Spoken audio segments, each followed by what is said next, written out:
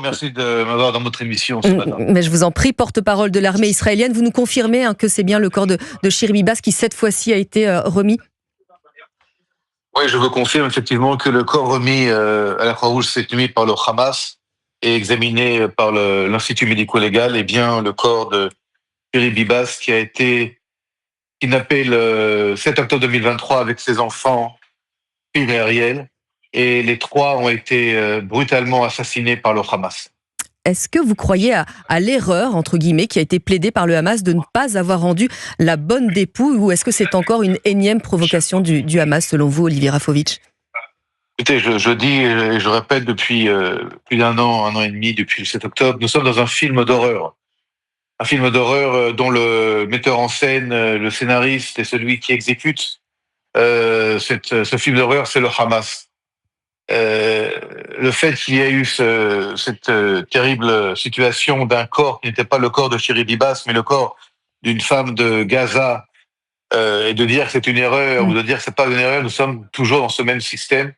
Et là, au moment même où je vous parle, il y a de nouveau un simulacre de cérémonie à Rafia pour la réception des 6 otages qui vont être libérés dans 2 points différents. Et là aussi, nous voyons une scène avec des posters de propagande et toute une mise en scène morbide de la pire espèce. Nous sommes, je répète, dans un film d'horreur qui, à un moment donné, va devoir s'arrêter. Alors, je vous livre, Olivier Rafovitch, le communiqué de la famille Bibas. Nous avons donc reçu ce matin la nouvelle que nous redoutions tant. Notre Shiri a été tué en captivité.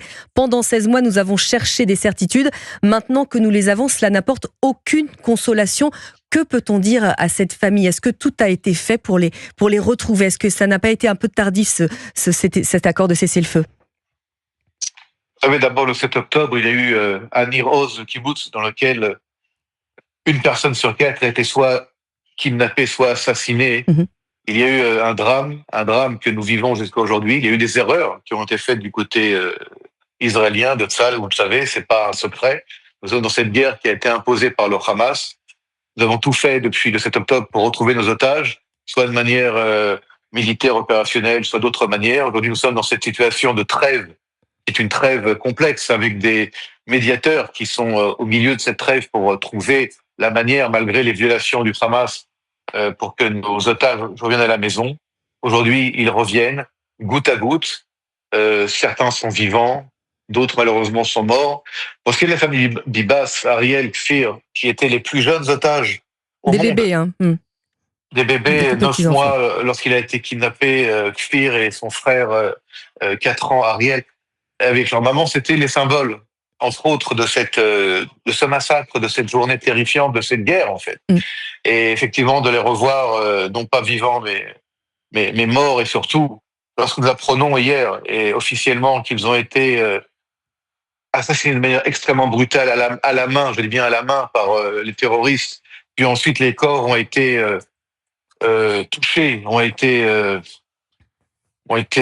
massacrés, pour faire croire qu'il y avait non pas mort à cause des terroristes, mais à cause d'une frappe israélienne. Tout cela nous met encore une fois dans une colère énorme. Nous devons garder le sang-froid, parce que nous avons encore beaucoup d'otages à faire revenir à la maison. Et ce que je peux vous dire, c'est que l'État d'Israël et Tsahal, et toute une société, j'espère l'humanité tout entière, n'oublie pas, ne pardonne pas ce qui s'est passé.